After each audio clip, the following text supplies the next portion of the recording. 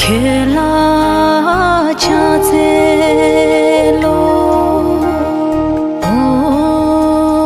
मुनि मुनि महामुनये स्वाहा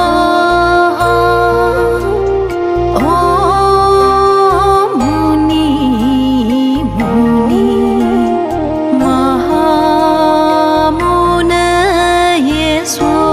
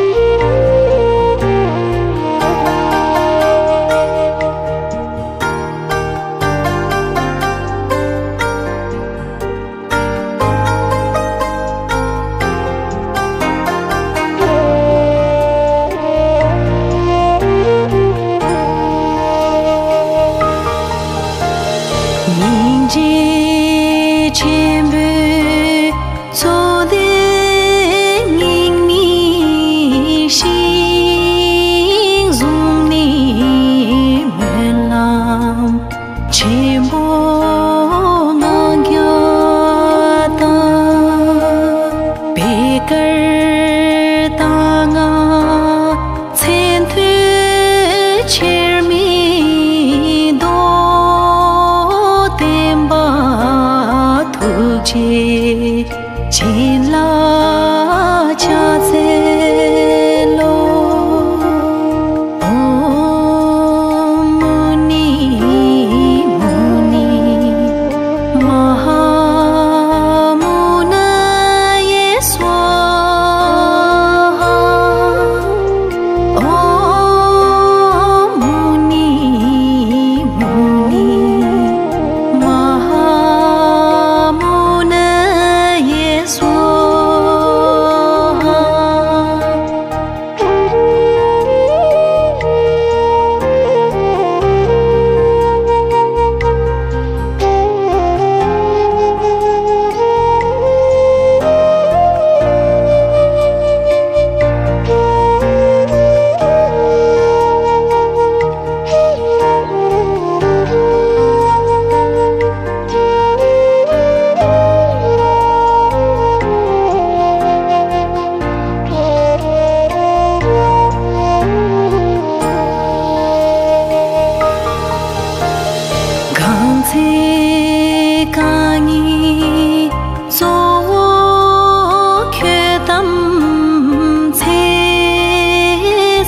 chen dila gomba dumburni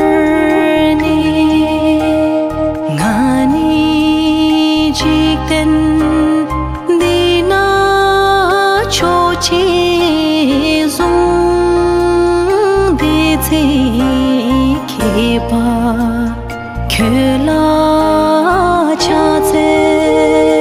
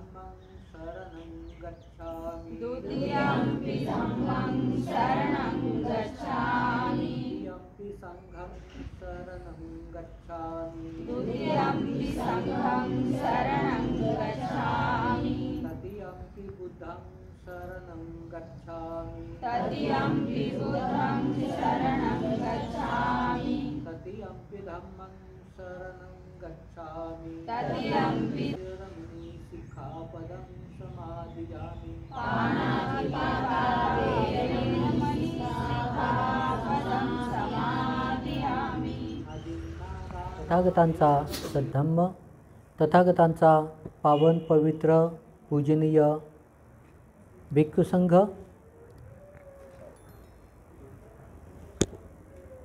आपल्या सर्वांचे उद्धार करते डॉक्टर बाबासाहेब आंबेडकर, उपस्थित सर्व पूजनीय भिक्खू संघ, समाजातील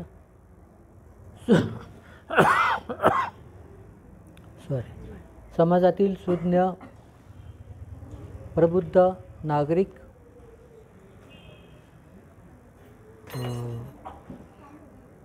त्रैलोक्य बौद्ध महासंघाचे सदस्यगण, सर्व पदाधिकारी आणि सर्व श्रद्धावान उपासक उपासिका, आज आपण स्वयंदीप बुद्धविहार फिरदौस गार्डन पडेगाव येथे आपण भिक्खू संघाची चारिका आयोजित केली. चारिका आयोजित करून आपण भिक्खू संघाला सुंदर असं श्रद्धायुक्त चित्ताने भोजनदान दिलं. हे आपल्या उपासकांच्या जीवनातील महान पुण्य संपादन आपण केलेलं आहे. या निमित्ताने लोकोत्तर महाविहार येथे जे वर्षवासाच्या निमित्ताने भिक्षुगण थांबलेले आहेत, हे सर्व भिक्षुगण चारिका करण्यासाठी आपण जे काही भिक्षाटन त्यांना दिलेलं आहे, भोजनदान दिलेलं आहे, त्याचं अनुमोदन करण्यासाठी भिक्खू संघ या ठिकाणी उपस्थित झालेला आहे. त्यामध्ये प्रामुख्याने थायलंडचे भिक्षू, पंडिता, तद्वतच बोधिशील, उपाली, इंदवंश, धम्मरत्न, धर्मकीर्ती, विद्यानंद असे अनेक भिक्षुगण या ठिकाणी उपस्थित झालेले आहे. खरोखर आज जे काही आपण दानकर्म केलेलं आहे, हे दानकर्म अतिशय महत्त्वाचं दानकर्म आहे, जे तथागतांचं एक नियम आहे. भिक्षू, उपासक, उपासिका यांच्यामध्ये जे काही समन्वय असतो, जे काही नातं असतं, ते भगवान बुद्धाच्या काळापासून आजपर्यंत आपण ते टिकून ठेवलेलं आहे. आणि त्या घटनेसाठी आपण साक्षीदार आहात. आजच्या तारखेला आपण साक्षीदार आहात की भगवान बुद्धाच्या काळापासून जी परंपरा तथागतांनी निर्माण केली होती, भिक्षू, भिक्षुनी, उपासक, उपासिका यांच्यामध्ये जे काही नातं असतं, शुद्ध, पवित्र, अमोल असं नातं, त्याची पुनरावृत्ती, त्याची जोपासना, त्याचं प्रात्यक्षिक आज आपण केलेलं आहे. आणि आपण अतिशय श्रद्धायुक्त चित्ताने जे भोजनदान बनवलं होतं, हे भोजनदान आज आपण भिक्खू संघाला देऊन महान पुण्यकर्म आपण केलेलं आहे. भिक्षू संघाला चारिकेसाठी बोलावणं किंवा भिक्षू संघाने चारिकेसाठी आपल्या दारावरती येणं एक उच्चतम विचारामधून उच्चतम कार्य आपण संपन्न केलेलं आहे. हे उच्चतम कार्य कशा पद्धतीचं आहे हे आपण थोडंसं अंतर्मुख होऊन विचार करून समजून घेतलं पाहिजे. तथागतांच्या काळामध्ये जो धम्माचा प्रचार प्रसार जो झाला केला गेला तो प्रामुख्याने त्या काळातील ज्या काही 4 परिषदा म्हणतात, असेंब्लीज, भिक्खू भिक्खुनी, उपासक उपासिका, या 4 संघटनेच्या माध्यमाने तथागतांच्या सद्धम्माचा प्रचार प्रसार झालेला आहे आणि प्रचार प्रसार केला गेलेला आहे. तर त्याच गोष्टीची पुनरावृत्ती आज आपण करत आहोत. भिक्खू संघाला भोजनदान देत आहोत. उपासक उपासिकांचं जे आद्य कर्तव्य नातं असतं, भिक्खू संघाचं रक्षण करणे, भिक्खू संघाला मदत करणे, भिक्खू संघासाठी ज्या ज्या काही आवश्यक बाबी असतात त्याची पूर्तता करणे हे आपण केलेलं आहे. उपासक या नात्याने आपण जे चतुपच्चय असतं, भिक्षूसाठी भोजनदान, भिक्षूंसाठी चिवरदान, भिक्षूसाठी निवासस्थानाची व्यवस्था आणि भिक्षूसाठी गिलानपच्चय म्हणजे जे औषध पाणी, हे जे 4 प्रत्यय असतात, 4 प्रत्ययाची आपण सातत्याने भिक्खू संघासाठी दान देत आहोत. भिक्खू संघाची जोपासना करत आहोत आणि एक उपासक उपासिका यांचं जे आदर्श कर्तव्य असतं ते आपण पार पाडत आहोत.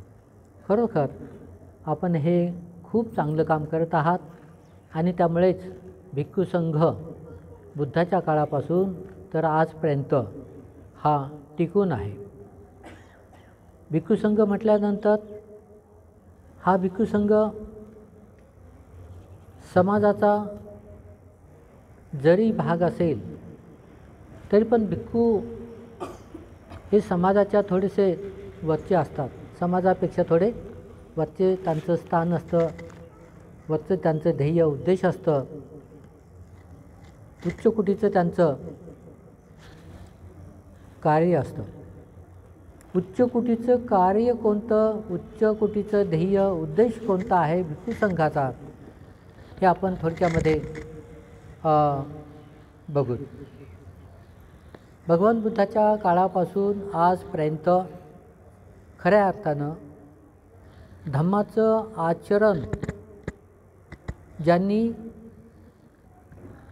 अतिशय श्रद्धेनं केलेलं आहे, अतिशय त्यागाने केलेलं आहे, असा त्याग, अशी श्रद्धा, असं समर्पित भावना भिक्खू संघाच्या आचारा विचारामध्ये आहे, त्यांच्या धम्मविनयामध्ये आहे.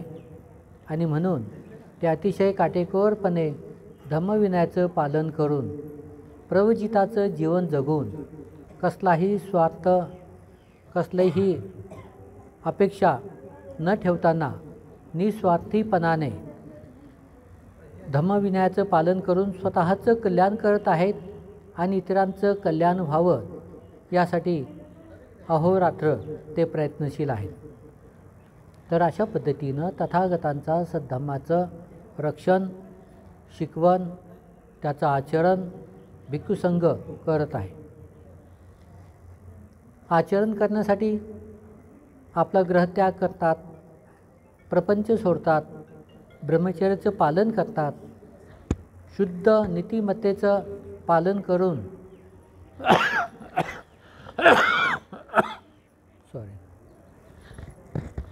बहुजन हिताय बहुजन सुखाय, सर्वांचं कल्याणासाठी, हितासाठी, मांगल्यासाठी चरत भिक्खवे चरिकम चरे बहुजन हिताय बहुजन सुखाय. सर्वांच्या हितासाठी कल्याणासाठी अहोरात्र ते भ्रमण करत असतात. एका ठिकाणाहून दुसऱ्या ठिकाणी जाऊन लोकांचं कल्याण करतात, त्यांना धम्म शिकवतात, त्यांना दुःखापासून, भयापासून, अधोगती, दुर्गती, विनाशापासून त्यांचं जीवन सुखी कसं होईल याचं शिकवण ते देत असतात. आणि म्हणून असं उच्च कोटीचं परम कर्तव्य, माणसाच्या जीवनाचं सर्वश्रेष्ठ ध्येय, त्या ध्येयाने प्रेरित होऊन निर्वाणपद प्राप्तीसाठी स्वतः प्रयत्न करतात आणि बाकीच्यांना सहाय्यक बनतात, त्यांचे कल्याण मित्र बनतात. तर अशा पूजनीय भिक्खू संघाला आपण ज्यावेळेला भोजनदान देतो तर त्या ठिकाणी एक अतूट नातं भिक्खू संघ आणि उपासक उपासिकांचं एक नातं उत्पन्न होतं. ते नातं असतं गुरुचं, गुरु आणि शिष्य प्रथम नातं. भिक्षू संघ हे आपले गुरुवर्य आहेत. तथागतांची वंश परंपरा त्यांनी टिकून ठेवलेली आहे, त्यामुळे ते गुरुवर्यस्थानी आपल्या जीवनामध्ये त्यांचं स्थान आहे. भिक्खू संघासाठी एक नातं. दुसरं नातं जे आहे उपासक उपासिकांसोबत म्हणजे मुलगा आणि आईवडील, मूल आणि आईवडील यांचं हे एक नातं आहे. ज्यावेळेला भिक्खू आपलं घरदार सोडतो, गाव सोडतो, शिव सोडतो, कुल सोडतो, सगळं काही सोडतो आणि समाजामध्ये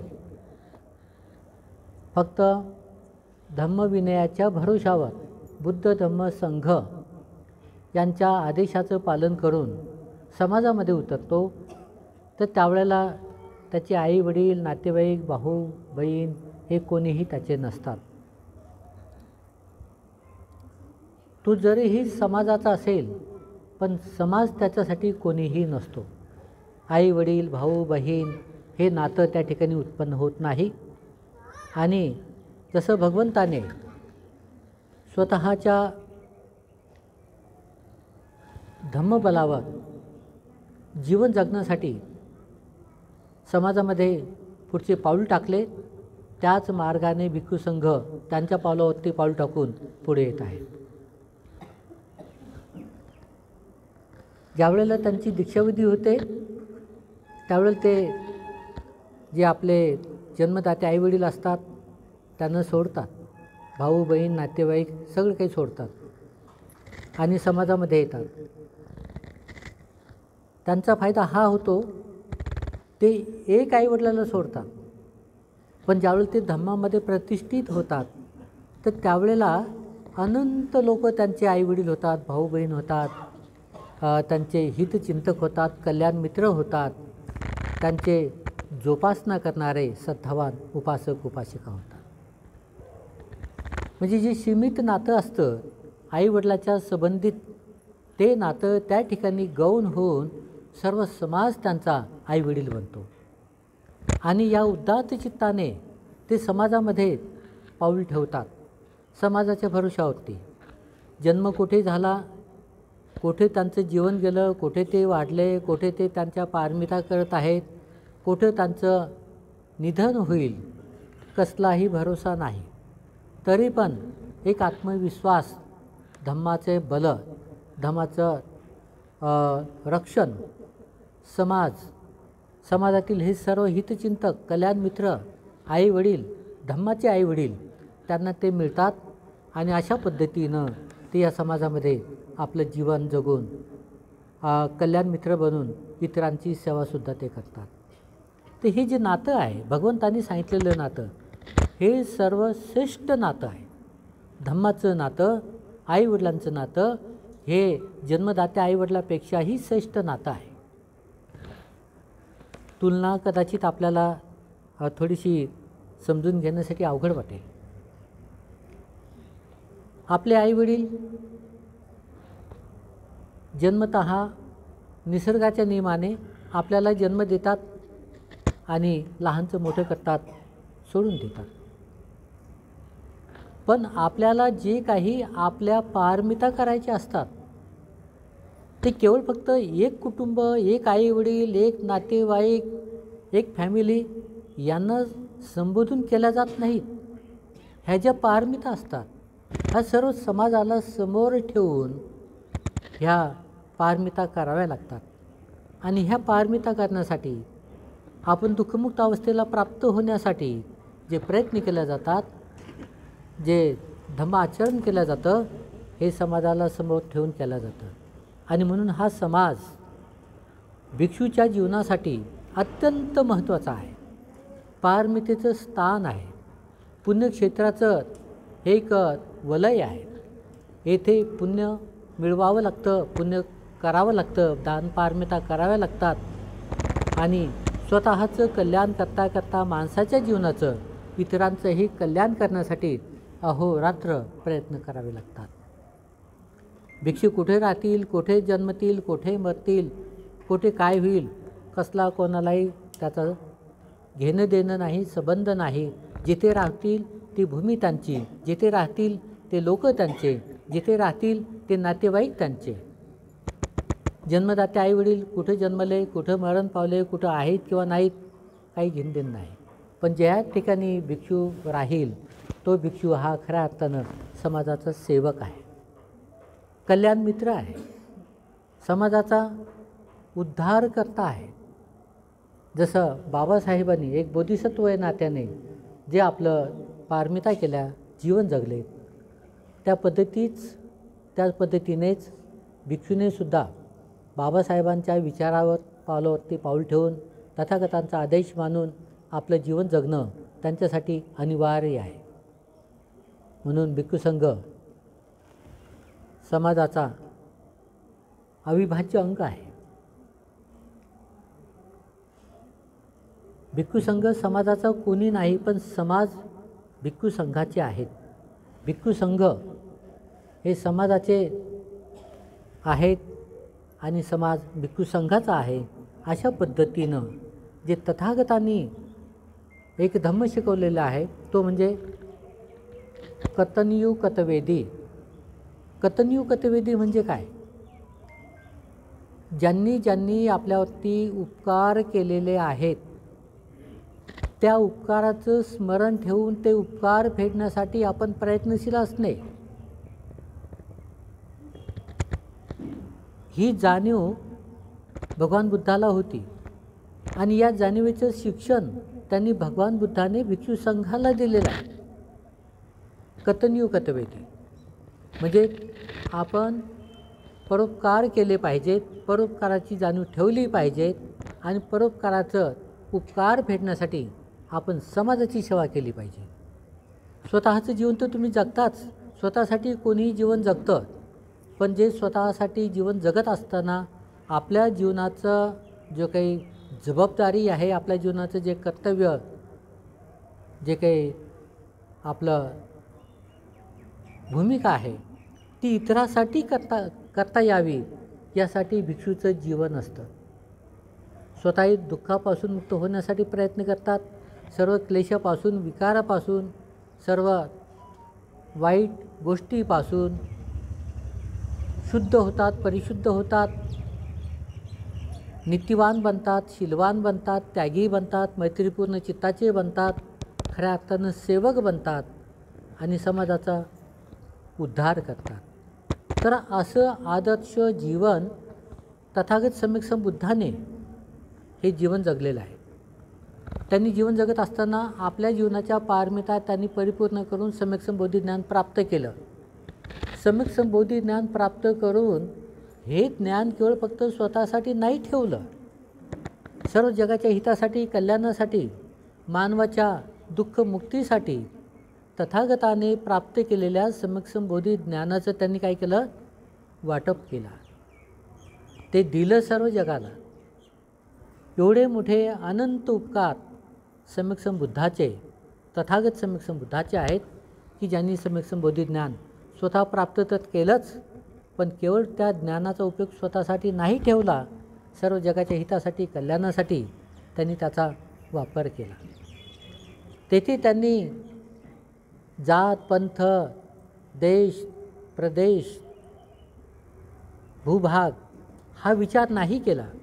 त्यांनी केवळ फक्त मनुष्य त्यांच्या जीवनाचे ध्येय उद्देश लक्ष ठेवलं, या मानवाला दुःखमुक्त कसं करता येईल. आणि म्हणून त्यांनी त्या काळातील जेवढे काही समाज होता, समाजामध्ये जे काही वर्णव्यवस्था होती, जातपंथ होते, जे काही संप्रदाय होते, त्या सर्वांसाठी तथागताने समान भाव ठेवून, समतेचा भाव ठेवून, मैत्रीचा उपयोग करून सद्धम्म शिकवला. आणि त्यामुळे त्या काळामध्ये तथागताच्या सद्धम्मामध्ये समाजातील जेवढे काही माणसं होते, वर्णव्यवस्था, जातीभेद, संप्रदाय सर्व काही बाजूला ठेवून विसरून फक्त ते ज्ञानाला शरण गेले. कोणाच्या? सम्यक बुद्धाच्या ज्ञानाला शरण गेले. सम्यक संबुद्धाच्या ज्ञानाला शरण गेले आणि ते ज्ञान दुःखमुक्तीचं, जन्ममरणाचं भवचक्र तोडण्याचं हे ज्ञान तथागतांनी सर्वांना वाटलं. आणि जे जे ज्ञानी होते त्या काळामध्ये त्यांनी कसलाही विचार न करताना फक्त ज्ञान, सम्यक बुद्धत्व, सम्यक संबोधी ज्ञान याला ते शरण गेले, याला ते समर्पित झाले आणि त्यांनी तथागताच्या सद्धम्माचा स्वीकार केला. त्यामध्ये तथागताचे पहिले शिष्य पंचवर्गीय ब्राह्मण, त्याच्यानंतर क्षत्रिय, वैश्य, शूद्र, अतिशूद्र, थोडक्यामध्ये समाजातील सर्व मानव तथागताच्या सद्धम्माला शरण आले आणि त्यांनी त्याचा स्वीकार केला. त्यामुळे तथागताचा सद्धम्म जो आहे हा काही विशिष्ट वर्गासाठी नाही, विशिष्ट जातीसाठी नाही, विशिष्ट संप्रदायासाठी नाही, विशिष्ट गटासाठी नाही आहे. हा मानवासाठी आहे. ज्या ज्या मानवाला बुद्धी आहे, ज्या ज्या मानवाला विचार करण्याची प्रवृत्ती आहे, शोधक प्रवृत्ती ज्याच्यामध्ये आहे, त्या सर्वांसाठी तथागताच्या सद्धम्माचा काय आहे? उपयोग आहे, फायदा आहे. आणि म्हणून आपणही तथागतांच्या या सद्धम्माचा प्रचार प्रसार करताना हा उदात्त भावना आपण ध्यानात ठेवली पाहिजे. जात पंथ ह्या गोष्टी गौण आहेत, क्षुल्लक आहेत. मनुष्य ज्यावेळेला जन्माला येतो त्यावेळेला तो जातसोबत घेऊन येत नाही, पंथसोबत घेऊन येत नाही, धर्मसोबत घेऊन येत नाही, तो कसलाही संप्रदाय घेऊन सोबत येत नाही. तो फक्त माणूस म्हणून जन्माला येतो आणि माणूस म्हणूनच त्याला शेवटपर्यंत जगता आलं पाहिजे. माणसाची गुणवत्ता त्याला समजली पाहिजे. माणसाच्या जन्माचं जे काही कर्तव्य जबाबदारी आहेत हे त्याला समजल्या पाहिजेत आणि त्या गोष्टीसाठी त्याने पूर्णपणे स्वतःला समर्पित केलं पाहिजे. तर तो खरा मनुष्य आणि तो कल्याणकारी मनुष्य आहे, कल्याण मित्र आहे सर्वांचा. आणि अशाच पद्धतीनं या जगामध्ये सुख, शांती, आनंद नांदू शकतो. जे काही दुश्मनी असेल, वैरत्व असेल, जे काही द्वेषभावना असेल, जे काही विध्वंसक प्रवृत्ती असेल, याला आळा बसू शकतो. आता तुम्ही सध्याचं वातावरण या जगाचं बघू शकता. इस्रायल, हमास, युक्रेन, रशिया यांचं काय चालू आहे? हे मानवाच्या जीवनासाठी खूप मोठा एक काय आहे? विध्वंसक प्रवृत्तीचा हा एक खूप मोठा अक्राळ विक्राळ जन्मलेला हा एक मार आहे. माणसाच्या जीवनाचं उद्ध्वस्तता, माणसाचं जीवन, माणसाचं सुख, माणसाचा आनंद उद्ध्वस्त करत आहे. या गोष्टीचं चिंतन मनन कोणी करावं, कधी करावं, का करावं हे समजलं पाहिजे. माणूस बनून जर माणूसच माणसाचा नाश करत असेल कोण तुम्हाला वाचवू शकेल, कोण तुमचं रक्षण करू शकेल, कोण तुम्हाला उपदेश करू शकेल, या सर्व गोष्टीचं एकच उत्तर आहे, ते म्हणजे फक्त सम्यक संबुद्ध आहे. हे सम्यक संबुद्ध, त्यांचे तुम्ही शिष्य, अनुयायी, आपल्यावरती किती मोठी जबाबदारी आहे जीवन जगताना, याचं जर आपण ध्यान ठेवलं, विचार केला, तर तुम्हाला असं वाटेल मी बुद्धाच्या मार्गानेच निघावं, बुद्धाच्या मार्गानेच जावं आणि सर्व जगाला हा मैत्रीचा संदेश सांगावा. माणसाचं जीवन क्षुल्लक आहे. 100 वर्षाचं किती द्वेष, किती दुष्ट भावना, किती अहंकार, किती मीपणा, किती लोभ, आसक्ती, तृष्णा, वासना, अहंकार, गर्व, या विवंचनेमध्ये जर तुम्ही जीवन जगलात तर तुम्हाला जीवनाचं सुख कधीही प्राप्त होणार नाही. तर ही जीवनाची जे काही अनावश्यक बाबी आहेत, ह्या गोष्टी आपण समजल्या पाहिजेत. त्याच्यावरती थोडंसं संयम ठेवलं पाहिजे, संतुलन ठेवलं पाहिजे, त्याला कमी केलं पाहिजे आणि कमीत कमी स्वतःचं रक्षण होईल अशा शुद्ध पद्धतीच्या धम्माचं आचरण आपण केलं पाहिजे. आपल्यामध्ये मैत्री असली पाहिजे, करुणा असली पाहिजे, आपल्यामध्ये मुदिता असली पाहिजे, आपल्यामध्ये उपेक्षा असली पाहिजे, आपल्यामध्ये एकमेकाबद्दल सद्भावना असली पाहिजे, शेअर करण्याची प्रवृत्ती आपल्यामध्ये असली पाहिजे. आज तुम्ही खात आहात, तुम्हाला भरपूर भोजन मिळत आहे, ते सुद्धा आपण दुसऱ्याला शेअर करायला शिकलं पाहिजे. हे भोजन, ह्या भौतिक वस्तू ह्या महत्त्वाच्या नाहीत. या भौतिक वस्तूच्या माध्यमाने तुम्ही जे काही दुसऱ्याला शेअर करता, दुसऱ्याला मदत करता, वेळप्रसंगी त्यांच्या उपयोगी पडतात, तुमचे हे जे पुण्यकर्म होतात, हे जे तुमच्या दानपारमिता होतात, ह्या दानपारमिता तुमच्या अनंत जन्मापर्यंत सोबत असणार आहेत. ह्या भौतिक वस्तू नाहीत. आज आपण भिक्खू संघाला भोजनदान दिलं.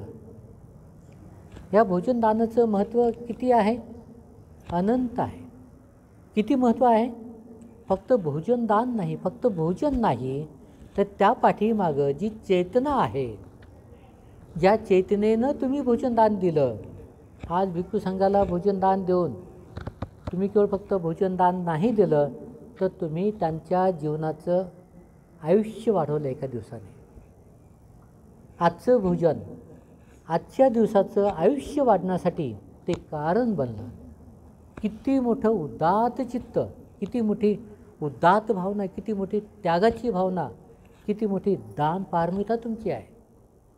आणि अशा पद्धतीनं तुम्ही भौतिक वस्तूचा सहारा घेऊन जे जे काही तुम्ही पुण्यकर्म कराल, ह्या भौतिक वस्तूसोबत येणार नाही. आज आहेत उद्या नाही, नष्ट होतील, नाश पावतील, क्षणभंगूर आहेत, सर्व काही अनित्य आहे, नष्ट होणार आहे. पण तुम्ही या भौतिक वस्तूच्या माध्यमाने जे दानकर्म केलं, पुण्यकर्म केलं, हे पुण्यकर्म तुमच्यासोबत अनंत जन्मापर्यंत सोबत राहणार आहे. कुठपर्यंत सोबत राहील? अनंत जन्म, पोटपर्यंत. अनंत जन्म म्हणजे नेमकं किती जीवन पुढचं? बघा, सांगतो तुम्हाला, थोडक्यामध्ये सांगतो. 4 गोष्टी अत्यंत महत्त्वाच्या आहेत जीवनामध्ये. 1,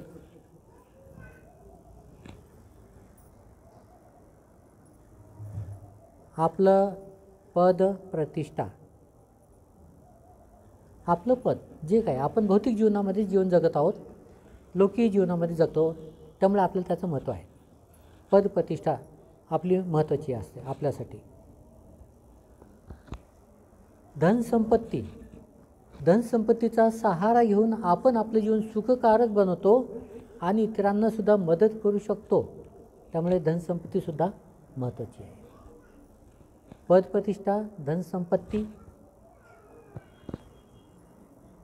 तिसरी गोष्ट आपले नातेवाईक, आई, वडील, भाऊ, बहीण, सर्व आपले नातेवाईक अत्यंत महत्त्वाचे आहेत आपल्या जीवनासाठी. 3 गोष्टी, पद, प्रतिष्ठा, नाव, लौकिकता जे आहे, धनसंपत्ती आपले नातेवाईक. पण हे तिन्ही गोष्टी आपल्यासोबत येत नाही. आज इथे आहेत ते इथेच आहे. आपण एकटा जन्माला येतो आणि एकटाच निघून जातो. आपल्यासोबत कोणी येत नाही. कोणी येतो म्हटलं तरीही येऊ शकत नाही. आणि आपल्याला कोणाला न्यायचं म्हटलं तरी आपण कोणाला सोबत नेऊ शकत नाही. म्हणजे पदप्रतिष्ठा सोबत येत नाही. आपण कोण, आपलं नाव काय, लौकिकता काय सोबत येत नाही.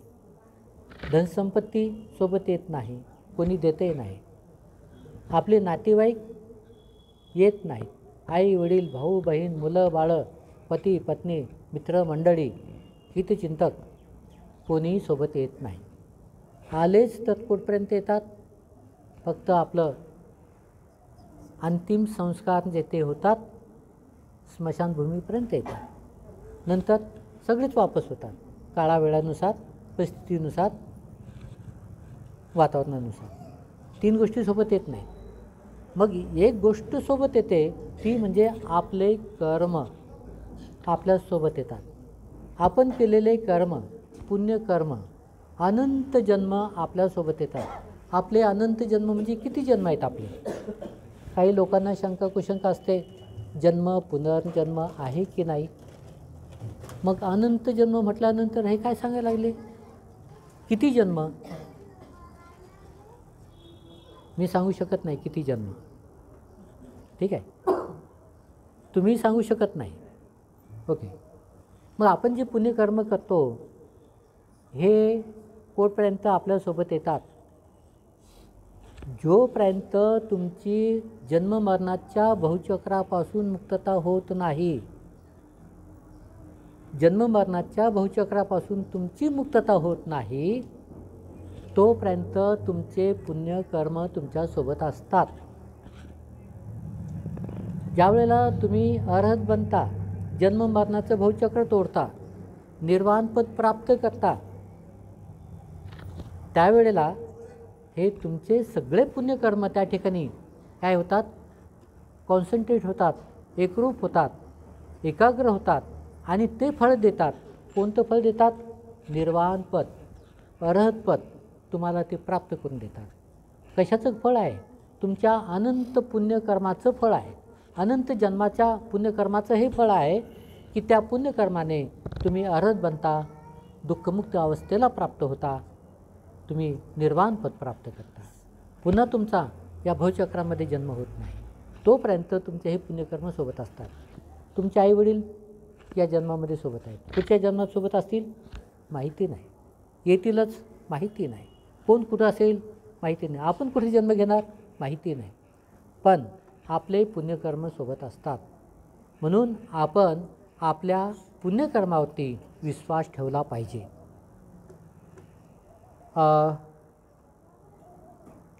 जास्त वेळ होतो आहे का बोलण्यामध्ये, बोलू शकतो ना. आता आजचा दिवस खाली आहे, म्हणजे आम्ही चारी काय केली, म्हणजे आमचं आजचा दिवस संपला.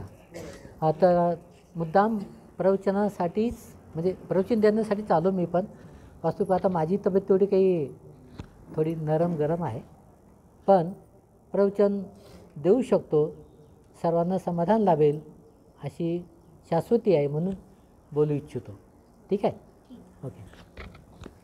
आपला विश्वास कशावरती असावा, आपले नातेवाईक, हितचिंतक या जन्माचे आपल्यासाठी खूप कष्ट करतात आणि आपल्याला लहानचं मोठं करून आपल्या आई वडील यांचे आपल्यावरती किती उपकार आहेत, अनंत आहेत. आपल्या शरीराचे हे जे 32 भाग आहेत, केसा, लोमा, नखा, दंता, त्वचा, नहारू, अथी, मज्जा, हे जे काही 32 भाग आहेत आपल्या शरीराचे, कशामध्ये सांगितलेलं आहे. ते कोणतं सूत्र आहे, संक्षिप्त प्रकार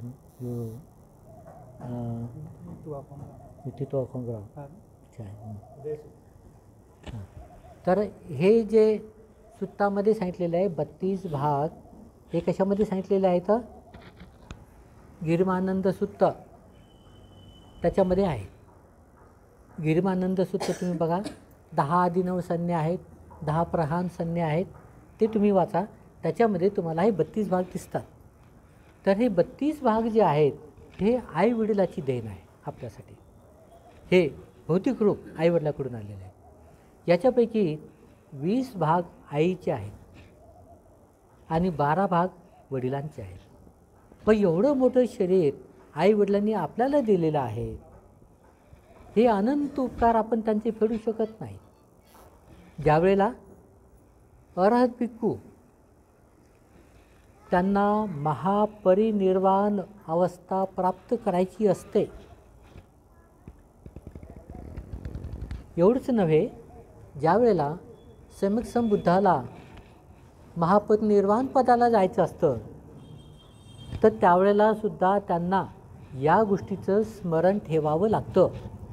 आई वडिलाच्या ऋणातून मुक्त होण्यासाठी त्यांना प्रयत्नशील व्हावं लागतं सम्यक संबुद्धाला. तर सम्यक संबुद्धसुद्धा याचा विचार करतात, आई वडिलाच्या ऋणातून मुक्त झालं पाहिजे.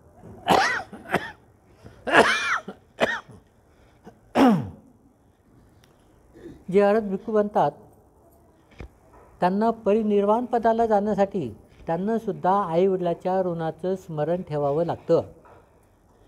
ज्यावेळेला ते ऋणातून मुक्त होतात त्यावेळेला ते निर्वाण पदाला जाऊ शकतात. ज्यावेळेला भगवान बुद्ध आईवडिलाच्या ऋणातून मुक्त होतात त्यावेळेला ते ते महापरिनिर्वाण पद प्राप्त करू शकतात. हे त्यांचं काय आहे, एक गुणवत्ता आहे अरहत भिक्खू लोकांची, सम्यक संबुद्धाची. त्यांना या गोष्टीतून पार व्हावंच लागतं, त्यावेळेला ते ऋणातून मुक्त होतात. आता तुम्ही म्हणाल की आईवडिलाच्या ऋणातून मुक्त होण्यासाठी काय करावं लागतं. साधू संत म्हणतात, महंत म्हणतात, आईवडिलाचे उपकार फेडायचे असतील तर आपण आपल्या शरीराचे चामडी काढून आईवडिलाच्या पायातील पादत्राणं बनवले आणि त्यांना ते घालायला दिले तरीही आपल्याकडून आईवडिलाचे उपकार फिटत नाहीत, असं साधू संत सांगतात. अनंत उपकार आहे. बुद्ध म्हणतात, आईवडिलाचे उपकार तुम्ही कसे फेडू शकाल. बघा, आपले अनंत जन्म होतात, अनंत जन्म मरणाच्या भावचक्रामध्ये आपण अडकलेलो असतो, ही परंपरा चालू असते. तर या ऋणातून मुक्त होण्यासाठी जर मुलाने म्हणजे भिक्खूने आई वडिलांना धम्मामध्ये प्रतिष्ठित केलं, कमीत कमी पहिलं पद जे आहे सोतापती पद प्राप्त त्यांना करून दिलं, सोतापती पद प्राप्तीचे ते लाभी झालेत. जर ते मुलाने त्यांच्यासाठी ते प्रयत्न केले, त्यांना धम्मामध्ये प्रतिष्ठित केलं, तर ते त्यांच्या ऋणातून मुक्त होतात, बुद्ध सांगतात. आणि एक प्रसंग सांगतो तुम्हाला. ज्यावेळेला सारिपुत्त यांना परिनिर्वाण पद प्राप्त करायचं होतं, ज्यावेळेला सारिपुत्ताला परिनिर्वाण पद प्राप्त करायचं होतं त्यावेळेला सारिपुत्त भगवंताला विनंती करतात, भगवान मला आज्ञा द्यावी, मी माझ्या गावी जाऊन परिनिर्वाण पद प्राप्त करू इच्छितो, मला माझ्या गावी जाण्याची इच्छा आहे, म्हणजे परवानगी द्यावी. त्यावेळेला बुद्ध सांगतात की ठीक आहे, तुम्ही जाऊ शकता. बाकीचे भिक्षू असतात, सर्वसामान्य भिक्खू, ते विचार करतात, सारिपुत्त हे भगवंताचे अग्रसेनापती, भगवंताचा उजवा हात, आणि ते इच्छा करतात की आपल्या गावी जायचं, म्हणजे त्यांच्या मनामध्ये आसक्ती आहे आपल्या गावाबद्दल, गावी जाऊ इच्छितात. अशी कशी अरहत, अशांना आम्ही अरहत म्हणावं. सारिपुत्त सगळे श्रेष्ठ, प्रज्ञेमध्ये अग्रगण्य, उजवा हात आणि डावा हात महामोगलांना, जे समाधीमध्ये अग्रगण्य होते. हे दोन, महामोगलांना समाधीच्या बलामध्ये आणि सारिपुत्त प्रज्ञेच्या बलामध्ये अग्रगण्य. तर सारिपुत्त म्हणतात की मला गावी जायचं आहे, भगवंताकडून विनंती करून मान्यता प्राप्त करतात आणि जातात. ज्यावेळेला सारिपुत्त गावी जातात त्यांची आई जिवंत असते. कोणाची? सारिपुत्ताची आई जिवंत असते. तर सारिपुत्ताची आई जिवंत असते आणि ती सेविका असते ब्रह्माची. ब्रह्माची ती काय असते? सेविका असते, म्हणजे भक्त असते ती, भक्तीने. तर ज्यावेळेला सारिपुत्त तेथे जातात त्यांच्या गावी, रात्री ते ध्यानस्थ होतात. सारिपुत्त ध्यानस्थ झाल्यानंतर ब्रह्मा जो आहे तो येतो खाली. ज्या ठिकाणी, ज्या खोलीमध्ये सारिपुत्त बसलेले असतात तेथे येतो आणि ती खोली प्रकाशमान होते, दैदिप्यमान होते. जिकडे तिकडे लख प्रकाश पडलेला असतो. आणि सारिपुत्ताची आई सारी हे ते बघते की काय होत आहे आज, आज कसा काय प्रकाश पडला, जिकडे तिकडे लख प्रकाश आहे, काय आहे, कशामुळं. सकाळी उठल्यानंतर ती विचारते, म्हणते सारिपुत्ताला, सारिपुत्त काय झालं, तू आज तिथे बसला होता खोलीमध्ये, तिथे प्रकाश पडला होता सबंध रात्रभर, काय काय चमत्कार काय होता. तर त्यावेळेला सारिपुत्त म्हणतात, आई, ब्रह्मा अर्हताचं दर्शन घेण्यासाठी आला होता. सारिपुत्त काय म्हणतात, ब्रह्मा जो आहे हा अर्हताचं दर्शन घेण्यासाठी त्या ठिकाणी प्रकट झाला होता. तो अर्हताचं दर्शन घेण्यासाठी आला होता. म्हणत नाही माझ्या दर्शनासाठी आला होता. बघा, अर्हत व्यक्ती, मी माझं स्वतःचं कसं प्रकट होईल त्यांच्या ज्ञानामधून, आपल्या ज्ञानामधून होऊ शकतं. मला भेटायला आला होता आपण म्हणू शकतो, पण सारिपुत्त म्हणत नाही. ते म्हणतात अर्हताला भेटायला ब्रह्मा आला होता. अरे तो कोणता ब्रह्मा? अरे मी ते त्याची सेवा करते, जन्मभर सेवा करते, मला तो कधी भेटला नाही, कधी दिसला नाही, कधी दर्शन दिलं नाही. आणि अर्हताचं दर्शन घेण्यासाठी तो कसा आला? कोण होता अर्हत? कोण आहे तो अर्हत?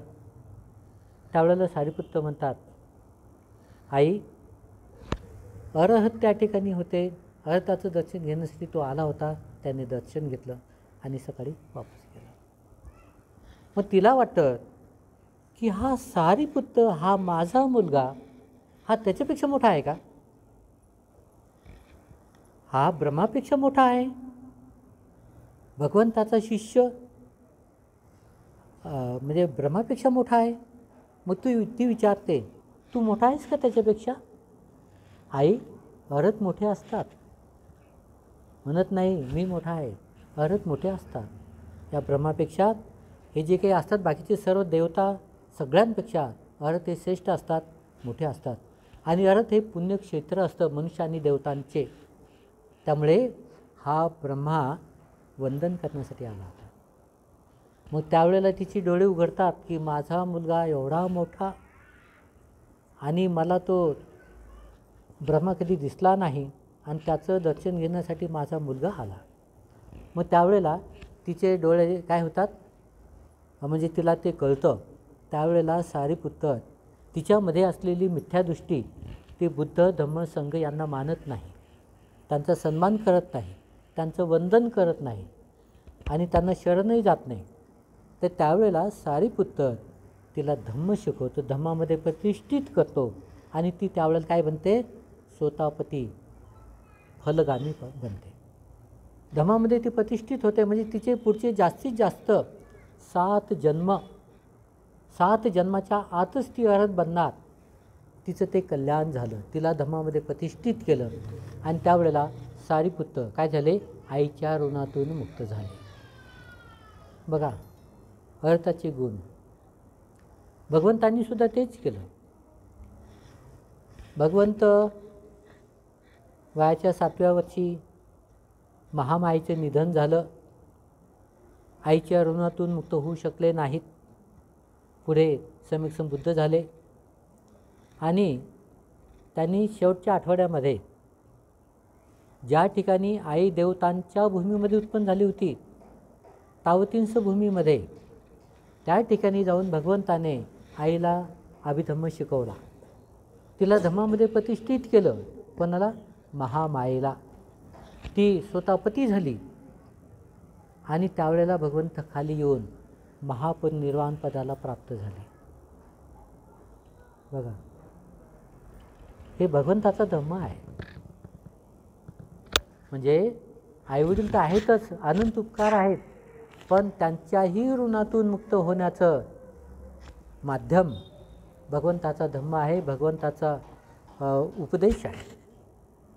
तर असा महान धम्म आपण मिलिंद प्रश्न या माध्यमाने समजून घेतो आहे. एक पुस्तक आहे, एक ग्रंथ आहे, त्या ग्रंथाचा आधार घेऊन आपण तथागताचा धम्म समजून घेतो. बघा भगवंताने किती सटीक, किती स्वच्छ, किती निर्मळ, किती शुद्ध, किती पवित्र, किती उच्च कोटीचा धम्म या माणसाला सांगितलेला आहे. तो जर आपल्याला समजला तर आपल्या जीवनाचं कल्याण झालं असं समजा तुम्ही. आणि त्याच्यासाठी आपण हे सगळं काही भिक्खू संघाला बोलवतो. धम्मचारी वर्ग आहेत, सुज्ञ प्रबुद्ध नागरिक आहेत, त्यांचे प्रवचन आयोजित करतो, त्यांच्याबद्दल विचार धम्मसंगोष्ठी आयोजित करतो आणि मनामध्ये असलेली मिथ्या दृष्टी धम्माबद्दल काढून त्यासाठी आपण हे करतो. तर आपली श्रद्धा कशावर असावी? आपली श्रद्धा आपल्या कर्मावर असावी. भगवान बुद्ध या माणसाच्या इतिहासातील सर्वात श्रेष्ठ महान क्रांतिकारी, त्यांच्यासारखे क्रांतिकारी कोणी झाले नाही, न कोणी होणार. एवढी मोठी क्रांती त्यांनी केलेली आहे. कोणती क्रांती केलेली आहे? एक आध्यात्मिक क्रांती केलेली आहे. दुसरी क्रांती त्यांनी सामाजिक क्रांती केलेली आहे, भौतिक क्रांती केलेली आहे. तर थोडंसं आपल्याला याच्याबद्दलही थोडंसं चिंतन मनन करण्याचं. आता आध्यात्मिक क्रांती त्यांनी कोणती आणि कशी केली? एवढी क्रांती कोणीही अद्याप केलीच नाही आणि करू शकलं नाही मानवाच्या इतिहासामध्ये.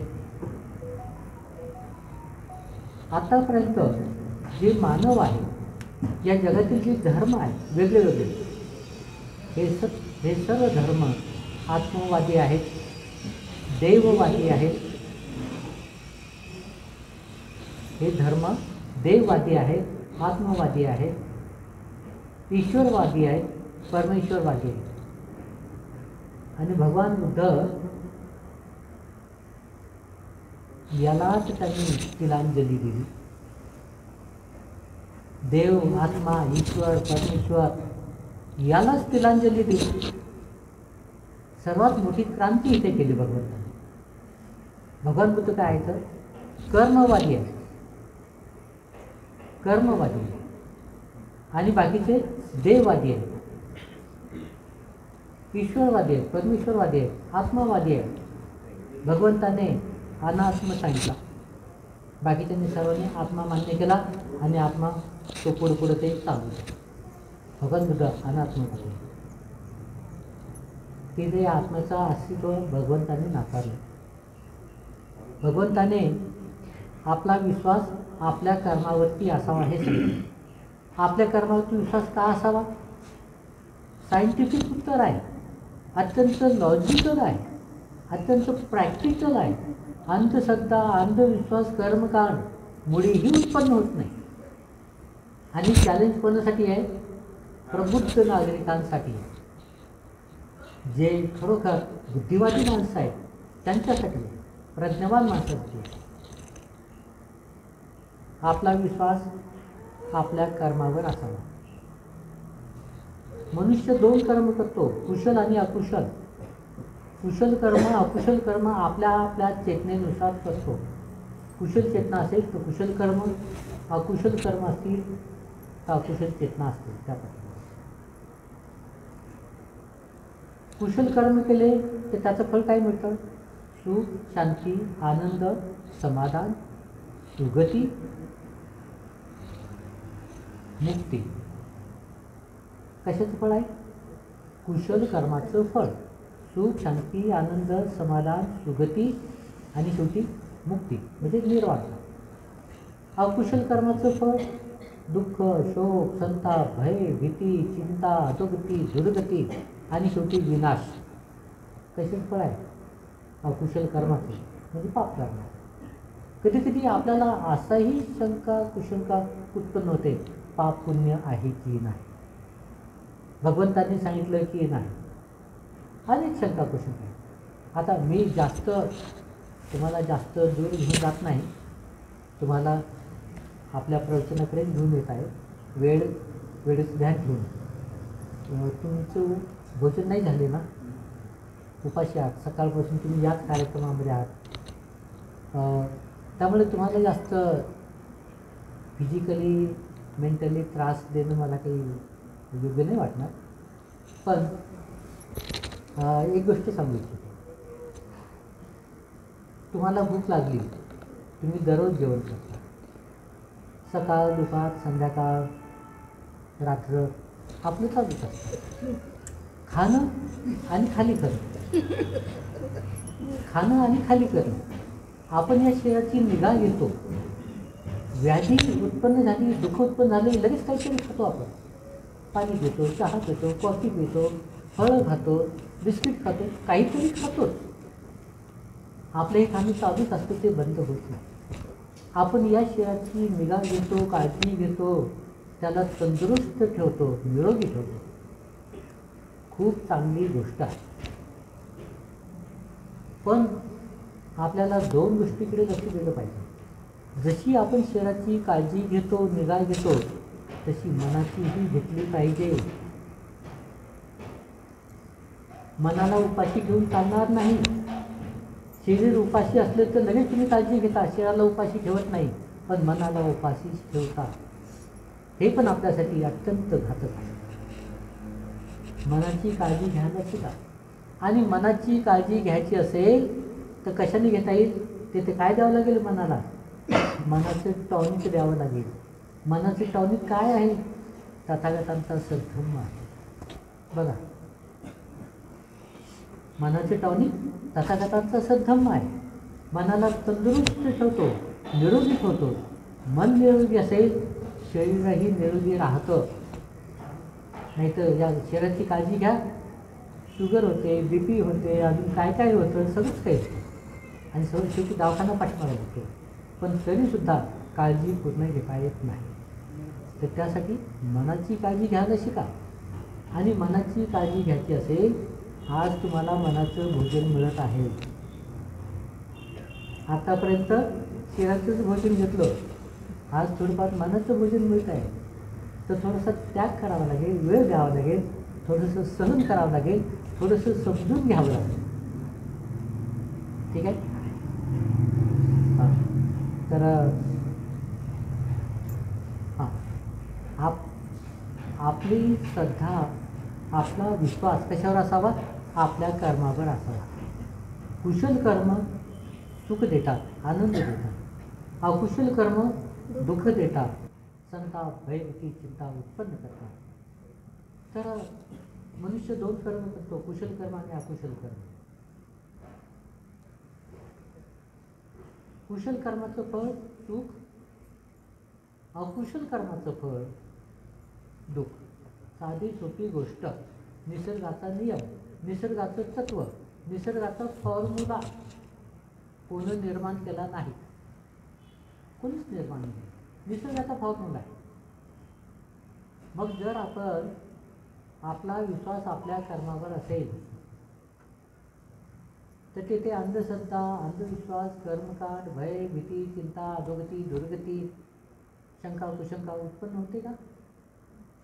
आपलीच ओळख, आपलीच तपासणी, आपलीच परीक्षा आपणच करायची आपल्या बुद्धीमध्ये.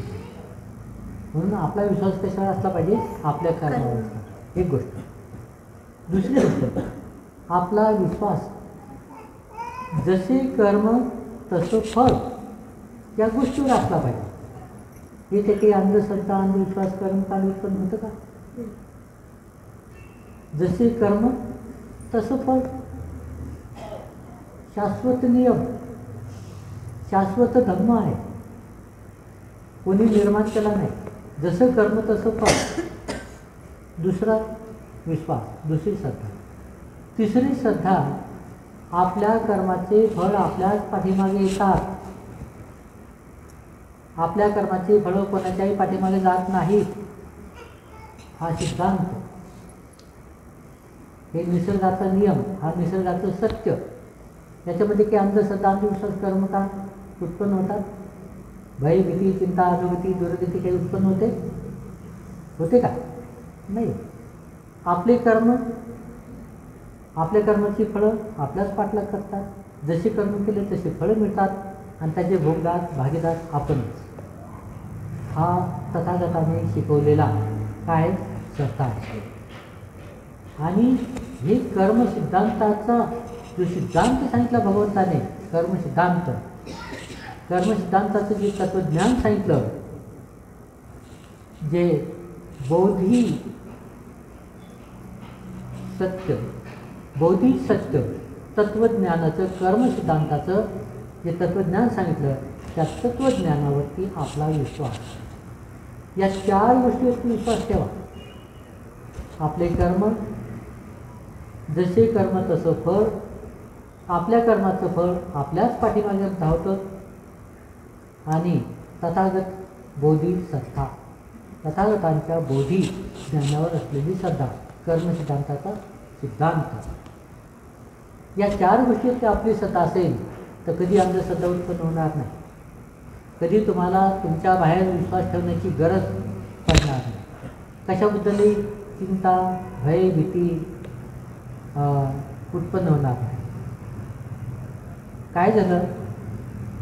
या मानवाला गुमराह करण्यासाठी, या मानवाला भटकवण्यासाठी अंधश्रद्धा, अंधविश्वास, कर्मकांड पुढे आला, देवधर्म पुढे आला, आत्मा पुढे आला, विश्वत पुढे आला, परमेश्वर पुढे आला आणि त्याच्याच भोवती तुम्हाला फिरवण्यात आलं. काय सांगण्यात आलं? त्यांनी सांगितलं विश्वास ठेवा. ग्रंथात लिहिलेला आहे विश्वास ठेवा.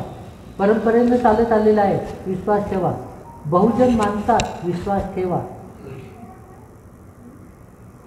ऋषी मुनीने सांगितलेलं आहे, महात्म्यांनी सांगितलेलं आहे विश्वास ठेवा. भगवान बुद्धांनी यालाच काय दिलं? आव्हान दिलं. मी म्हणतो म्हणून विश्वास ठेवू नका. परंपरेनं चालत आलेला आहे विश्वास ठेवू नका. ग्रंथामध्ये लिहिलेलं आहे म्हणूनही विश्वास ठेवू नका. विश्वास ठेवा तुमच्या बुद्धिमत्तेवर. एवढं मोठं बुद्धी स्वातंत्र्य, विचार स्वातंत्र्य, आचार स्वातंत्र्य भगवंताच्या धर्माशिवाय कोणत्याही धर्माने या मानवाला आजपर्यंत दिलेलं नाही. आणि म्हणून या मानवाला बाकीच्या देवधर्मांनी काय केलं? गुलाम बनवलेलं आहे. तुमची बुद्धिमत्ता हँग केलेली आहे, गुलाम बनवली. मी म्हणतो विश्वास ठेवा. माझ्यावरती विश्वास ठेवला तर मी तुम्हाला कुठे घेऊन जाईल? वर घेऊन जाईल. आणि विश्वास नाही ठेवला तर कुठे घेऊन जाईल? खाली घेऊन. म्हणजे पहा किती भीती तुमच्या मनामध्ये. विश्वास ठेवण्यासाठी किती मोठं दडपण, किती मोठं तुमच्या मनावरती प्रेशर. मी म्हणतो तेच खरं. म्हणजे तुम्ही तुमच्या बुद्धिमत्तेला काही स्थान नाही. तुमची बुद्धिमत्ता तुम्ही विकसित करू शकत नाही. कशामुळे? जर तुम्ही या गोष्टीचं महत्त्व, या गोष्टीचं प्राबल्य मान्य केलं तर ईश्वर, परमेश्वर, आत्मा, परमात्मा. ह्या बुद्धाने काय केलं, नष्ट केल्या, माणसाच्या मनातून काढून टाकण्याचा प्रयत्न केला. आणि त्याचं साधं उदाहरण त्यांनी धम्मपदाच्या पहिल्या 2 गाथेमध्ये बघा. कोणत्या गाथा आहेत त्या? मनोकुब्बम गमा धम्मा मनोशेठा मनोमया मनसाचे पदुत्थेन भासती वा करोति ततो न दुःख मनवेती चक्कं व वहतो परम. ही शेतकऱ्याला समजेल अशी सर्वसामान्य लोकांची भाषा भगवान बुद्धाने महान तत्वज्ञान समजून सांगण्यासाठी वापरली. काय सांगतात बुद्ध? मन सर्व गोष्टीचं प्रमुख, सर्व गोष्टीचं प्रधान, सर्व गोष्टी मनोमय आहेत, सर्व गोष्टी मनामध्येच उत्पन्न होतात. जो कोणी दूषित मनाने, प्रदूषित मनाने वचन बोलतो किंवा काम करतो त्याच्या पाठीमागे दुःख तसेच धावते जसे गाडी ओढणाऱ्या बैलाच्या पायावर गाडीची चाकं धावतात. भाषा कोणाची? शेतकऱ्याची. आपण काय म्हणतो? शेतकरी सगळ्यात अडाणी, त्याला काही समजत नाही. समाजाचा सगळ्यात अडाणी माणूस तो शेतकरी असं म्हणून त्याची काय करतो आपण? अवहेलना करतो. पण त्याला समजेल अशा भाषेमध्ये तथागतांनी महान तत्वज्ञान समजून सांगितलं. शेतकऱ्याला समजेल असं.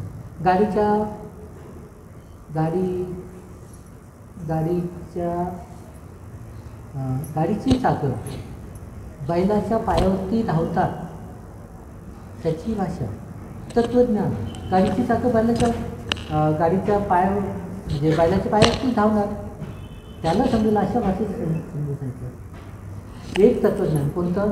तुमच्या पाठीमागं दुःख काय तर प्रदूषित मनाने जो वचन बोलतो किंवा काम करतो त्याच्या पाठीमागं दुःख तसेच धावते जसे गाडी ओढणाऱ्या बैलाच्या पायावर गाडीची चाकं धावतात.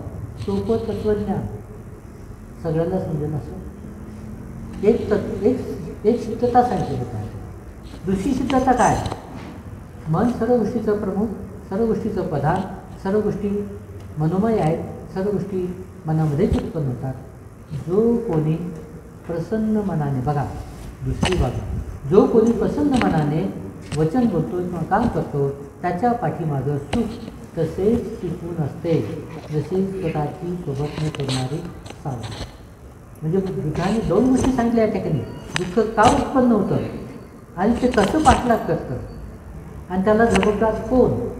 एक गोष्ट, सुख कसं उत्पन्न होतं, कशामुळे उत्पन्न होतं आणि ते कसं पाठलाग करतं आणि माणूस त्या दुःखापासून कसा मुक्त होतो. 2 गोष्टी. या 2 गोष्टीची या मानवाला या जीवनामध्ये गरज आहे. बाकी कसलीच गरज नाही. दुःखापासून मुक्त होणे आणि सुखी होणे. बरं, एवढं मोठं गहन तत्वज्ञान सर्वसामान्य माणसाला समजेल अशी क्रांती भगवान बुद्धाने केली. आणि या ठिकाणी आत्म्याचं अस्तित्व संपलं. आत्मा संपवला, परमात्माही संपला. ईश्वर संपला, परमेश्वरही संपला. त्याचं अस्तित्वच संपवलं आणि त्याची तुमच्या मनामध्ये असलेली भीती, त्यानं त्याच्यात विश्वास ठेवला तो स्वर्गात जाल, विश्वास नाही ठेवला तर नरकात जाल. ही भीती तुमच्या मनातून काढून टाकली. एवढी मोठी आध्यात्मिक क्रांती भगवान बुद्धाने केली जी कोणीही करू शकला नाही. कारण की आतापर्यंत सगळे कुठे फिरले? सगळे आत्मा, ईश्वर, परमेश्वर याच्या भोवतीच फिरले आणि इथं संपून गेले. कोण? साधू, संत, थोर, महात्मे, पुरुष सगळे इथंच संपले. अज्ञानामध्ये जन्मले आणि अज्ञानामध्ये संपले. भगवान बुद्धांनी या अज्ञानातून तुम्हाला मुक्त करण्यासाठी काय केलं? धम्म शिकवला. सत्य धम्म शिकवलं आणि तुम्हाला काय केलं? पंडित केले.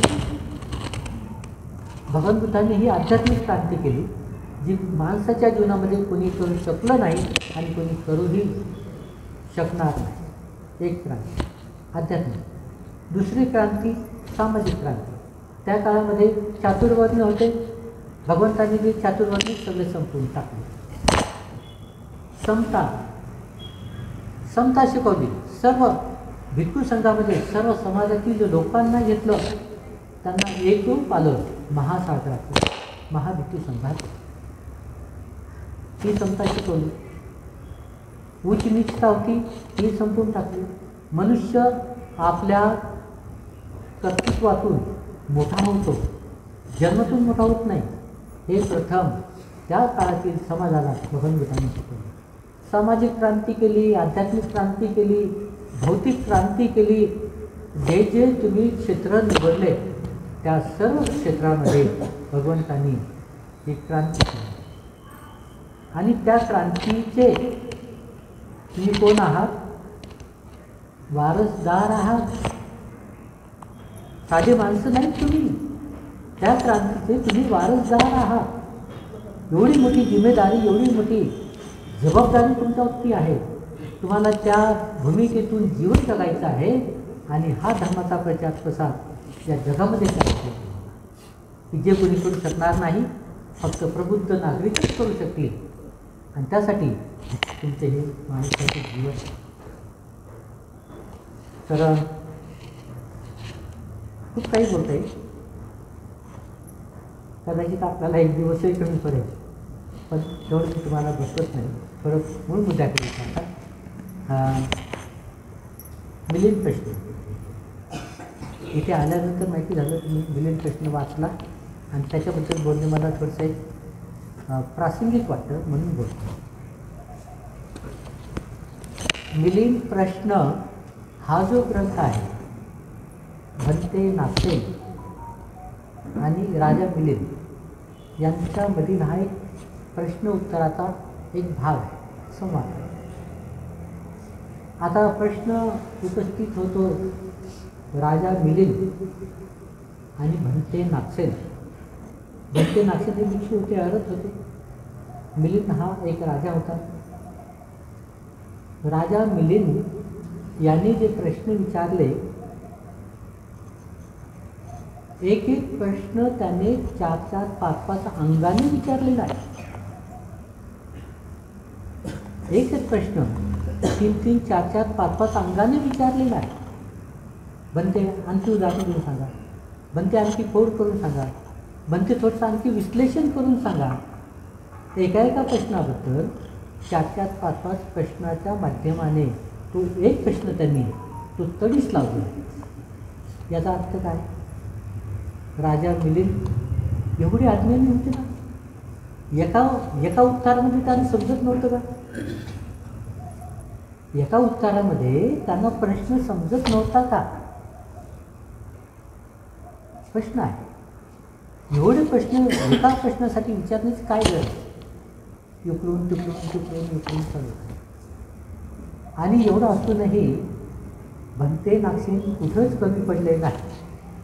उत्तर देण्यासाठी वेगळ्या अंगाने त्यांनी उत्तर देऊन शेवटी मिलिंदाचं समाधान त्यांनी केलंच. मग तो पुढचे प्रश्न. तर हे असं का झालं?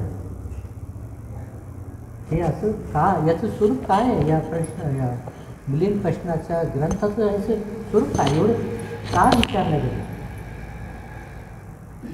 एका ठिकाणी राजा मिलिंद म्हणतो, भंते नागसेन, मी आता काटेकोरपणे विनयाचं पालन करतो. मी आता दीक्षा घेतलेली आहे. मी आता पूर्णपणे बुद्ध धम्म संघाला समर्पित झालेला आहे. आता जेवढे काही गहन प्रश्न असतील, जेवढे काही गुपित असतील, ते सगळे तुम्ही मला उत्तर करून सांगू शकता. मी त्याचं रक्षण असं करेन जसं एखाद्या माणसाने जमिनीमध्ये गाडून ठेवलेलं धन जमीन त्याचं रक्षण करते, अशा सर्व प्रश्न उत्तराचं मी रक्षण करेन. या ज्ञानाचं मी रक्षण करेन. तुम्ही मला सगळं काही सांगू शकता. आणि राजा मिलिंद अष्टशिलाचं पालन करतो, काटेकोरपणे पालन करतो, अधिष्ठान करून पालन करतो. आणि ज्यावेळेस तो परिपक्व होतो त्यावेळेला राजा मिलिंदाला भंते नागसेनाला विनंती करतो की भगवान भंते तुम्हाला आता सर्व. तर त्यावेळेला ते मेंढक प्रश्न सांगतात पुढे. बघा मेंढक प्रश्न कसे येतात? मेंढकाचे शिंग जे असतात असे वाकडे तिकडे गोल गोल गोल गोल झालेले असतात तसे. तर तशा म्हणजे जटिल प्रश्नाचं प्रश्न उत्तर ते पुढे मेंढक प्रश्नामध्ये येते. एवढे प्रश्न राजा मिलिंदाने का विचारले? तर राजा मिलिंद म्हणते आज तुम्ही आहात, आज मी आहे, आपण दोघेही जिवंत आहोत. आणि आपल्या दोघांना सुद्धा धर्माबद्दल अतीव अशी श्रद्धा आहे. आज जे प्रश्न मी तुम्हाला विचारेल, आज जेवढं तुम्ही मला त्याचं विश्लेषण कराल ते भविष्यामध्ये भंते नागसेन नसतील. आणि भंते नागसेनांना विचारणारे राजा मिलिंदही नसतील. भविष्यामध्ये जे जे काही या मानवाला प्रश्न उपस्थित होतील त्याचं उत्तर, त्याचे प्रश्न, त्याचा उलगडा हा झाला पाहिजे. म्हणून विविध अंगाने हे तुम्हाला प्रश्न विचारण्यात येत आहेत. कोण म्हणतो? राजा मिलिंद. नाही तर तुम्हाला वाटेल अरे हे प्रश्न ते एवढे साधेच होते आणि चार चार अंगाने राजा मिलिंद विचारतो. राजा मिलिंद एवढा काय कमी बुद्धीचा आहे का? तो कमी बुद्धीचा आहे का? महान बुद्धीचा आहे. तुमच्यासाठी तुमचा जन्म आज झाला, आज भंते नागसेन नाही, राजा मिलिंद नाही. वेगळ्या वेगळ्या अंगाने प्रश्न विचारण्यासाठी आपली बुद्धिमत्ता त्या मानाने खूप कमी आहे. म्हणून ही सगळी व्यवस्था राजा मिलिंद आणि भंते नागसेन यांनी ही करून ठेवलेली आहे. त्याच्यासाठी तुमच्यावरती अनंत उपकार आहे. या जगावरती, या मानवावरती, या काळातील मानवावरती हे अनंत उपकार आहेत त्यांचे या ग्रंथाच्या माध्यमातून. हे आपल्याला समजून यावं म्हणून अनेक प्रश्न अनेक विविध अंगाने समजून घेतलेले आहेत, विविध अंगाने विचारलेले. या ग्रंथाची एक विशेषता आणखी सांगतो. हा मिलिंद प्रश्न हा जो आहे हा दुधारी तलवार आहे. सगळ्या त्रिपिटकामध्ये जेवढे काही ग्रंथ आहेत भगवंताचे मूळ ग्रंथ 45. किती येतं मूळ ग्रंथ? फक्त 45. 45च का? भगवंतांनी 45 वर्ष बुद्धत्वाचा लाभ झाल्यानंतर काय केला? उपदेश केला. आणि म्हणून हे भगवंताचं सगळं वचन 45 मूळ ग्रंथामध्येच लिपिबद्ध केलं गेलेलं आहे. म्हणून या सर्व त्याच्यानंतर ग्रंथ, टीका, अनुटीका असे उपग्रंथ अनेक उत्पन्न झाले. त्या सर्व ग्रंथामध्ये ही दुधारी तलवार आहे. कशी दुधारी तलवार आहे? समजलं तर प्रज्ञा उत्पन्न करतो आणि नाही समजलं तर अंधश्रद्धा उत्पन्न करतो. दोन्ही गोष्टी आहेत त्याच्यामध्ये. हे आपल्या बुद्धिमत्तेवरती अवलंबून आहे. आपली बुद्धिमत्ता किती तेज आहे, किती तीक्ष्ण आहे, किती प्रखर आहे. तर हे मिलिंद प्रश्न तशा पद्धतीनं आपल्याला समजून घ्यावे लागत आहे, समजून घेतले पाहिजे आणि समजून घेऊन ते तशा पद्धतीनं सांगितले पाहिजे. तर त्यावेळेला आपल्या मनामधली जी काही अंधश्रद्धा, अंधविश्वास, कर्मकांड जे आहे ते काय होतात? नष्ट होतात.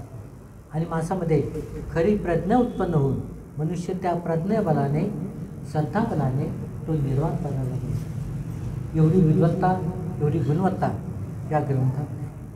आणि नाही समजलं, शंका कुशंका नष्ट नाही झाल्या, शंका कुशंका उत्पन्न झाल्या आणि मनुष्य संभ्रमामध्ये पडला तर मनुष्य अधोगती दुर्गतीला जाऊ शकतो. अशी याचे ग्रंथ दिले. तर हा ग्रंथ समजून घेताना अत्यंत विद्वत्ता पूर्णपणे समजून घ्या आणि जसा समजला तसाच सांगा. जे नाही समजला त्याच्याबद्दल अजिबात बोलू नका, सांगू नका आणि मोठ्या गोष्टी उत्पन्न करण्यासाठी कारण बनवू नका. बस एवढंच सांगितलं. तर आपण सर्वांनी अतिशय सदयुक्ती चित्ताने भंतेजीचं प्रवचन ऐकलं. मला सुद्धा आनंद वाटला तुमच्याशी संवाद साधताना बोलताना. मीही मन मोकळेपणानं तुम्हाला बोलू शकलो, जे मला सांगायचं ते सांगू शकलो, कारण की तुमच्यामध्ये तेवढी विद्वत्ता गुणवत्ता, तेवढं तुमच्यामध्ये प्रबलता, काय म्हणते पांडित्य आहे. म्हणून विशेष असं हे प्रवचन तुम्हाला या ठिकाणी सांगितलं, असं इतर ठिकाणी नाही सांगितलं. वेगळे प्रवचनाचे असतात, पण मिलिंद प्रश्न या माध्यमाने तुम्हाला विशेष असं सांगावं लागलं आणि मला आशा आहे की तुम्हालाही समजलं असावं. तुम्ही सर्वांनी शांतपणे ऐकून घेतलं, विष्णुसंघाचा सन्मान केला, आपली दान पारमिता केली आणि ही दान पारमिता निर्वाण पदापर्यंत तुमच्यासोबत असेल. आईवडील नाहीत, भाऊ बहीण नाहीत, आपलं कोणत्याही बाकीच्या गोष्टी नाहीत, फक्त आपलं पुण्यकर्म आपल्यासोबत असतं आणि हे पुण्यकर्म आपल्याला त्याचा लाभ देतं. याचं एक उदाहरण स्वतः भगवान बुद्धाचंच आहे. थोडक्यामध्ये सांगतो. ज्या वेळेला तथागत समर्थ बुद्ध बौद्धी वृक्षाखाली समक्षम बौद्धी ज्ञानाची प्राप्ती करत असताना बौद्धी वृक्षाखाली बसले होते. तर त्यावेळेला महाराज भगवंताला प्रश्न विचारतो, भगवान तुम्ही सर्वसंमती झाला हे तुम्हाला माहीत आहे आणि मला माहिती आहे, आपल्या दोघांनाच माहिती आहे. कोण तुमच्यावरती विश्वास ठेवेल, तुमच्यावरती कोण विश्वास ठेवेल की तुम्ही समर्थबुद्ध झालात म्हणून? काय तुमच्याकडे विटनेस कोण आहे? तर त्यावेळेला बुद्ध काय म्हणतात, हे महाराज तुझे पुण्यकर्म तुला माहिती आहे, माझे पुण्यकर्म मला माहिती आहे. मी जे काही पारमिता केलेल्या आहेत, अनंत जन्माच्या पारमिता केलेल्या आहेत, ते मला माहीत आहे. जेवढ्या मी पारमिता केलेल्या आहेत, पुण्यकर्म केलेलं आहे, तेवढं तू निश्चितच केलेलं आहे. बुद्ध काय सांगतात कोणाला? त्या महाराला सांगतात, तेवढं तुझी नाहीतच. आणि हे तुला माहीत आहे, मला माहीत आहे, मी समबुद्ध झालेला आहे. तो म्हणतो पण याचं ती विटनेस कोण आहे? तर त्यावेळेला बुद्ध म्हणतात, ही धरणी विटनेस आहे, ही धरणी माता विटनेस आहे. तर त्यावेळेला काय होतं, ही धरणी माता बाहेर येते, आपल्या केसाचा जे केस असतात ते पिळते, पूर येतो आणि त्या पुरामध्ये सगळं महाराजचं सैन्य वाहून मार प्रयत्न करतो भगवंताला आपल्या समाधीतून नष्ट करण्यासाठी. अग्निबाण सोडतो, काय काय वेगळे वेगळे यमक प्रतिहार्य त्या ठिकाणी करतो. एका बाजूने पाणी सोडतो, एका बाजूने अग्नी सोडतो, असं विरुद्ध भाषाचे सगळं काही चमत्कार त्या ठिकाणी करतो, सर्व काही बल दाखवतो. पण सर्व बल बुद्धाच्या बलापुढे शांत. बुद्धामध्ये मैत्री, करुणा, दया, क्षमा, शांती ह्या सगळ्या गोष्टी असतात. 10 पारमिता असतात, 10 त्यांचे ते बलं असतात. जसं बलं तनुजम, त्या 10 बलाने महाराज सर्व प्रतिकार शक्ती ते नष्ट करतात आणि समबुद्धाचा लाभ करून घेतात. ते त्यावेळेला त्यांना सांगतात की मी जे काही पारमिता केलेले आहे ते माझे साक्षी आहे, मी पुण्यकर्म केलेलं आहे ते साक्षी आहे, आणि हे पुण्यकर्म मला माझे सहाय्यक आहेत, माझे हितचिंतक रक्षक आहे. तुझं कोण आहे? महाराला विचारतात, तुझं कोण आहे, रक्षक कोण आहे? तर त्यावेळेला मार काय होतो, आमचं ध्यान पाहतो, नष्ट होतो, निघून. तर तसेच हे आपले पुण्यकर्म आपल्याला सोडत असतात. तोपर्यंत तुम्हाला वाट पाहावी लागेल तुमच्या पुण्यकर्माच्या फळाची, किंवा अर्हत बनाल तेपर्यंत. तर आपल्या सर्वांचे पुण्यकर्म, आपल्या सर्वांचे दानकर्म, आपल्या सर्वांच्या पारमिता हे आपापल्या क्षमतेप्रमाणे आपल्याला त्याचा लाभ देऊ. सर्वांना आपल्या इच्छा आकांक्षा परिपूर्ण करून सुख शांती आनंद प्राप्त हो, निर्वाणपण प्राप्त हो, जन्ममरणाचं भवचक्र नष्ट हो हीच मंगल कामना करतो आणि शेवटी आशीर्वाद देऊ हे प्रवचन या ठिकाणी संपतो.